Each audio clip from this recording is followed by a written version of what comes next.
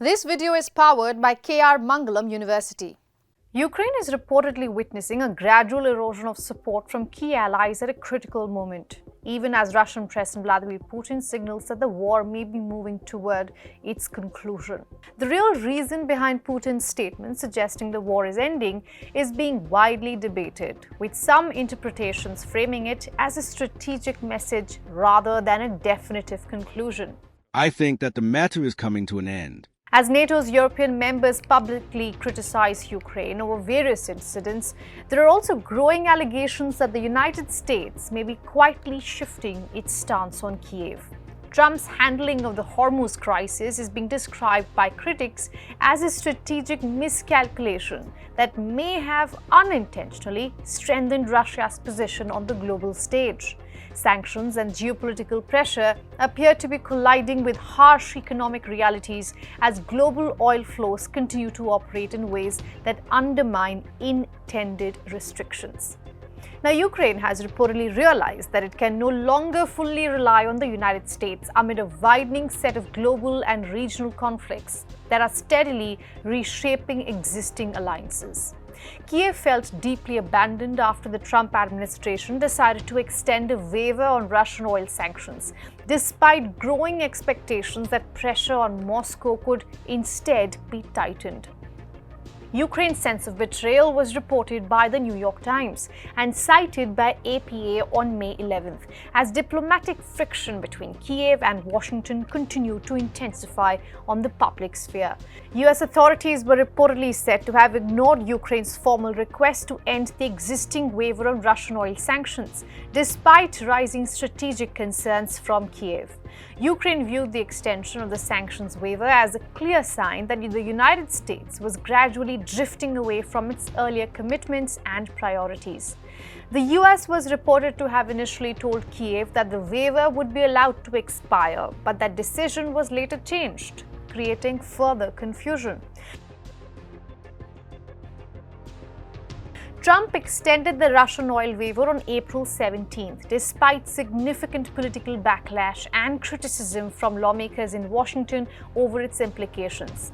Lawmakers accused the Trump administration of going too easy on Moscow, of continuing to extend Russian oil waivers during an ongoing war. Meanwhile, Russia warned that its oil volumes remained essential to global energy stability and could not be ignored by international markets. Russia remains a responsible and very important player in global energy markets. The markets are going through difficult times at the moment. And, of course, Russian volumes are very hard to ignore and cannot be overlooked. Earlier, Ukrainian officials had reportedly warned the US against extending exemptions on Russian oil, arguing it would weaken coordinated pressure on Moscow. We will not be renewing the general license on Russian oil, and we will not be renewing the general license on Iranian oil. Because again, that was oil that was on the water prior to March 11th. Right. So all that has been used. Why did you relieve the sanctions against Russian and Iranian oil? Think of it this way, sir. There's the Strait of Hormuz. Familiar with it. There is oil to the left and to the right. There is to the right. The Treasury was able to, just as you are concerned about gasoline prices for the American consumer and for our Asian allies, as are we, Treasury was able to create the more than 250 million barrels on the water. And the way to think about this is, as I came in today, the oil prices are at $100. If we had not done that sanctions relief, they might have been at $150 because the world became very well supplied. So if Russia was selling their oil at a 20% discount, I can tell you that 100% of 100 is less than 80% of 150, and the American consumer has been better off. Well, the folks in Delaware are buying $4 a gallon gas today. I don't see that we've seen a significant reduction in the price at the pump or the price on the world markets, but I have two more questions I want to get to. And I look forward to disputing with you the details. Okay. I believe that Russia and Iran have benefited from the release of sanctions. And when you said we're not going to extend sanctions relief and then we're reversed, I was deeply disheartened because we shouldn't be funding Putin's war machine. I would like to tell you that was as a result. Last week was Bank Week, World Bank, and IMF Week. And On Wednesday, it was my belief we would not do it. I was approached by more than 10 of the most vulnerable and poorest countries in terms of energy, and they ask us to extend that sanction, and it's only for 30 days. 30 days, $4.5 billion to Putin's war machine. The US Treasury waiver has allowed continued shipments of Russian oil until May 16th under temporary exemptions, despite ongoing sanctions pressure. Uncertainty has continued to grow with the future of Russian oil waivers as the Strait of Hormuz blockade adds further strain to global energy flows. Meanwhile, another reported friendly fire incident involving Ukraine has left several NATO members increasingly frustrated and publicly concerned. On May 10th, Estonia officially warned Ukraine after multiple drones were reported to have entered NATO-controlled airspace without authorization. Estonian Defense Minister directly urged Kyiv to ensure that all drone operations remain strictly outside NATO airspace zones in the future. Estonia also warned that it would have to begin dealing with these repeated airspace incursions more quickly and decisively going forward. Estonia's warning came shortly after Finland also raised similar concerns with Ukrainian authorities over repeated airspace violations. The Latvian Prime Minister responded by firing the defense minister after Ukrainian drones were reported to have struck oil storage facilities. Meanwhile, Russian President Vladimir Putin on May 9th suggested that the war may be approaching its final phase, signaling a possible shift in tone.